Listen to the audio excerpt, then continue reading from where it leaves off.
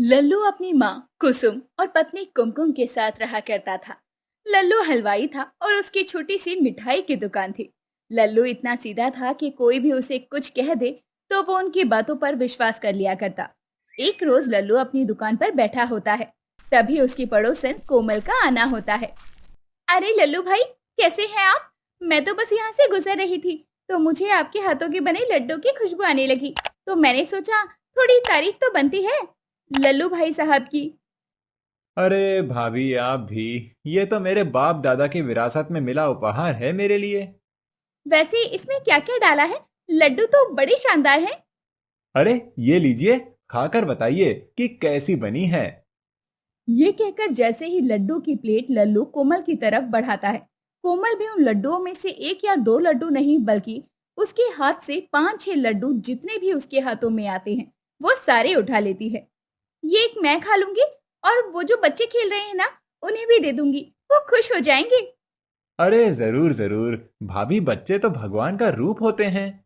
कोमल अब उन लड्डुओं को लेकर घर आ जाती है और खुद तो खाती है, साथ ही अपने पति और सास को भी खिलाती है। कितना मूर्ख है ये लल्लू, जितनी मिठाई बेचता नहीं है उतना तो ये लोगों में दो तीन तारीफ में ही बांट देता है। कोमल लड्डू खा रही होती है, तभी उसके घर कुमकुम का आना होता है। अरे कोमल बहन, ये लड्डू किस खुशी में खाए जा रहे हैं, वो भी अकेले अकेले? हाँ, वो ये लड्डू तो बस खाने का मन कर रहा था, तो बच्चों का मन था इसीलिए मैं ले आई। अच्छा, ये तो इनके हाथों के देसी घी के बने लड्डू हैं। वैसे सच बताऊं तो कोमल बहन, काम धंधा इतना मंदा चल रहा है कि कल भी राशन नहीं आ पाया था मेरे घर। अरे रे रे, गरीबी तो किसी दिन हम गरीबों को अपने बोझ तले मार ही डालेगी। कुमकुम अब घर आ जाती है। जब देर शाम लल्लू घर आता है तो वो फिर से अपनी पत्नी से कहता है। आज भी बस 50 रुपए का इंतजाम हुआ है और इतने कम पैसों में मैं राशन नहीं ला पाया। दिन ब दिन ग्राहक कम हो रहे हैं दुकान पर। मुनाफे से ज्यादा तो अब मुझे ऐसा लगने लगा है कि बस नुकसान हो रहा है। आप कह रहे हैं कि आज 50 रुपए की बिक्री हुई, लेकिन देसी घी के बने लड्डू तो 500 रुपए किलो आते हैं, और बाकी पैसे कहाँ गए? आपको पता है ना, माँ जी की दवाई भी लानी है। फिर भी आप झूठ बोल रहे हैं। आपको झूठ बोलने की क्या ही जरूरत पड़ रही है? कुमकुम, तुम मुझ पर शक कर रही हो? मैं झूठ बोल रहा हूँ? और भला मैं पैसे क्यों छुपाऊंगा, जबकि मैं तो अपना परिवार चलाने के लिए ही कमा रहा हूँ। आज जब मैं कोमल बहन के घर गई थी तो मैंने उन्हें लड्डू खाते देखा, वो भी आपके हाथों के बने देसी घी वाले। और वो लड्डू कम से कम आधा किलो तो रहे ही होंगे। अच्छा, तो तुम उन लड्डुओं की बात कर रही हो। वो लड्डू तो मैंने यूं ही दे दिए थे, खाने को चखने को। 1 दर्जन लड्डू स्वाद पता लगाने के लिए होते हैं, और वो भी तुमने उससे पैसे लिए बिना ही दे दिए। अरे तुम तो पूरे गांव को फ्री में मिठाई खिला रहे हो, तो भला कोई भी आपसे मिठाई खरीद कर क्यों खाने लगा? अरे जब कोई मिठाई खरीदने नहीं आएगा तो आपका घर चलाने का पैसा कहाँ से आएगा? तुम्हारी बात ठीक है, लेकिन कोई मिठाई चखने के लिए मांगता है तो कोई कहता है कि भगवान को चढ़ाना है। तो मैं भला उन्हें कैसे मना कर सकता हूँ, तुम ही बताओ। तुम्हें फ्री में मिठाई ना देने में जितनी शर्म नहीं आती ना, उससे ज्यादा तो तुम इस बात से घबराते हो कि मैं इन्हें मना कैसे करूं। तो ठीक है, तुम अपने परिवार को दुख में देखो और उन्हें भूखा सोते देखो। तुम्हारी बात ठीक है। मैं ही बेवकूफ हूँ जो उनकी बातों में आ जाता हूँ। अब से मैं उनकी बातों में नहीं आऊंगा। तुम चिंता ना करो, मैं अभी लाला जी के यहाँ से थोड़े चावल और आटा लेकर आता हूँ। ठीक है, जाओ। मैं तो तुम्हारी बेवकूफी से बस परेशान हूँ, और अगर तुमने अपने आप को नहीं सुधारा तो ये गांव वाले हैं ना, जो किसी के मरने पर उनका भोज भी नहीं भूलते, वो तुम्हारे हाथों के स्वादिष्ट मिठाइयों को कैसे छोड़ सकते हैं? लल्लू अपनी पत्नी कुमकुम की बातों से सहमत था कि सच में उसे गांव के लोग बेवकूफ बनाते हैं। अब लल्लू लाला की दुकान से जैसे ही राशन लेकर निकल रहा होता है, तभी लल्लू को गांव का जमींदार मिल जाता है, जो लल्लू को देखकर कहता है। अरे लल्लू लाल, क्या हाल है? मैं तो तेरे ही घर आने वाला था। मेरी एक लौती बेटी की शादी है, तो मैं चाहता हूँ कि बारातियों के खाने से लेकर यहाँ से लड़के के घर जाने के लिए मिठाई पकवान सब तू ही बनाए। पूरे गांव में तुझ जैसा और कोई दूसरा भी नहीं। तेरे हाथों में तो जादू है, जादू। जी शुक्रिया साहब, ये तो आपका बड़प्पन है जो आप ऐसी बात कर रहे हैं। वैसे कब की है शादी? गिनती के 10 दिन बचे हैं। ऐसा कर, ये ले 2,000 एडवांस, बाकी के शादी के बाद दे दूंगा। हाथ के हाथ, अभी थोड़े हाथ बंधे हुए हैं।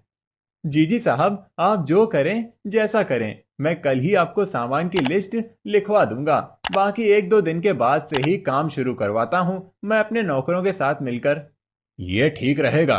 अच्छा ठीक है लल्लू, मैं कल घर पर ही मिलूंगा। बाकी मैं लाला से भी राशन के लिए बातचीत कर लेता हूँ। जी साहब जी, कल मिलते हैं।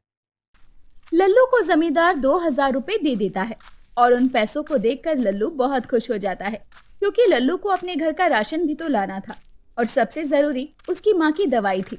अब लल्लू घर आकर अपनी पत्नी को सब कुछ बताता है। देखिए जी, मैं नहीं चाहती कि काम में कोई भी गड़बड़ हो, इसीलिए अपनी बेवकूफी को छोड़कर थोड़ा इधर उधर भी ध्यान लगा लीजिए कि कौन आपका कैसा फायदा उठा रहा है। और जमींदार जी अपनी बेटी की शादी में तुम्हें खाना पीना बनाने के इतने एडवांस पैसे के अलावा और कितने पैसे देने वाले हैं? यही कोई 12,000, और शगुन भी मिल ही जाएगा। 2-3 दिन तो वहीं से खाना ले आऊंगा। वैसे भी बहुत दिनों बाद शादी ब्याह का न्योता मिला है, वरना कंजूस गांव वाले तो मुझसे फ्री में ही काम करवा लेते हैं।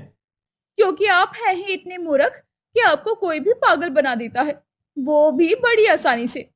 चलिए, जमींदार जी के घर ध्यान लगाकर काम करना, उन्हें सुनाने का कोई भी मौका मत देना। वो बड़े लोग हैं, क्या पता खाना पीना अच्छा लगे तो आपको खुश होकर कुछ ज्यादा पैसे दे दे। ठीक है कुमकुम, तुम जैसा कहती हो मैं वैसा ही करूंगा। लल्लू की पत्नी उसे खूब समझाती है, तब जाकर लल्लू थोड़ा समझता है कि लोग उसे कैसे बेवकूफ बना जाते हैं। अब अगले दिन फिर से कोमल लल्लू की दुकान पर आती है।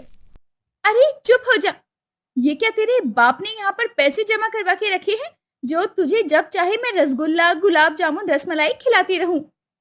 अरे भाभी, बच्चे भी कहाँ मानते हैं। इधर आओ, बैठो, मैं तुझे टॉफी देता हूँ। अरे नहीं, ये टॉफी के लिए नहीं बल्कि रसगुल्ले के लिए रो रहा है और इसने रो रो कर घर सर पर उठा लिया है। अरे कोई नहीं, ये टॉफी लेकर चुप हो जाएगा। लल्लू इस बार कोमल की बातों में नहीं आता और बच्चे को टॉफी में ही निपटा देता है। मैंने तो सोचा था बेवकूफ मेरे बेटे को 4-5 मिठाई पकड़ा देगा, लेकिन लगता है आज ये पूरे होश में है और 1 की 2 वाली टॉफी पकड़ाकर निपटा दिया इसने मेरे बेटे को। ऐसे ही समय बीतता है और कई दिनों से लल्लू का जमींदार के घर पकवान मिठाई बनाने का काम चलता रहता है। अब शादी वाले दिन लल्लू सुबह से ही जमींदार के यहाँ मिठाई पकवान और खाना पीना बनाने में लगा हुआ था। तभी वहाँ जमींदार आता है। लल्लू, खाना पीना ऐसा होना चाहिए कि लड़के वाले बस उंगलियां ही चाटते रह जाएं। साहब, चिंता करने की बात नहीं है, मैं पूरी कोशिश कर रहा हूँ कि खाना पीना सब एक नंबर हो। बस बस लल्लू, बाकी तो मुझे तुझ पर भरोसा है, तू काम हमेशा तारीफ करने वाले ही करता है। जी साहब, एक बार फिर से तारीफ करने के लिए बहुत बहुत शुक्रिया। लल्लू भी बड़ी मेहनत से अपने लोगों के साथ खाना पीना बनाने में लगा हुआ था। अब देर रात बारात दरवाजे पर आ चुकी थी और लल्लू खाना पीना परोसने में लगा हुआ था। कुछ देर बाद वो सारा काम कर चुका होता है। बारात भी खाना खा रही होती है। तभी जमींदार के 2-3 लोग लल्लू के पास आकर खाना चेक करते हैं। लल्लू, उन्हें खाने के लिए खाना दे। बारातियों को तेरा खाना पसंद नहीं आया, अंदर मेरी बहुत बदनामी हो रही है। साहब, ऐसी भी क्या गलती हो गई? अभी पता चल जाएगा, सब्र रख, तुझ पर मैंने भरोसा कर, लगता है बहुत बड़ी गलती की है। नहीं नहीं साहब, ऐसी बात नहीं है, बल्कि मैंने तो खाना खुद भी चखा है। अब जमींदार के आदमी खाना खाने के बाद ही खाने की बुराई करते हैं और जमींदार भी लल्लू को खूब खरी खोटी सुनाने लगता है। देख रहा है, ये खाना खाकर मेरी बेटी के ससुराल वाले अंदर तमाशा कर रहे हैं, और तू है कि यहाँ बैठा खुद को अच्छा हलवाई समझ रहा है। जो मैंने तुझे पैसे दिए, तूने उस लायक भी काम नहीं किया है जो मैं तुझे और पैसे दूं। निकल जा यहाँ से, अभी के अभी निकल जा। साहब, मुझ पर दया कीजिए, मैंने कई दिनों से अपना काम छोड़ अपनी मिठाई की दुकान को बंद करके आपका काम किया, और इन लोगों के पैसे मैं कहाँ से दूंगा? आप इनके पैसे दे दीजिए। जाता है या पिट कर जाएगा? चल निकल जा यहाँ से। साहब, मुझ पर रहम कीजिए, मुझ पर रहम कीजिए साहब। ये सब जमींदार की पत्नी देख रही होती है और जब लल्लू जाने लगता है तो वो लल्लू को रोकते हुए उसे पैसे देते हुए कहती है, ये सब जमींदार जी जानबूझकर कर रहे हैं। ताकि तुम्हें उन्हें पैसे ना देने पड़े। लेकिन उनकी बातें मैंने सुन ली थी। इस शादी में कोई नाराज होकर जाए तो ये मेरे लिए अच्छी बात नहीं है। ये मेरी बेटी के लिए किसी बद्दुआ से कम नहीं होगा। लल्लू की बेवकूफी का हर कोई फायदा उठाया करता था, लेकिन वक्त के साथ लल्लू की पत्नी उसे सुधार ही देती है।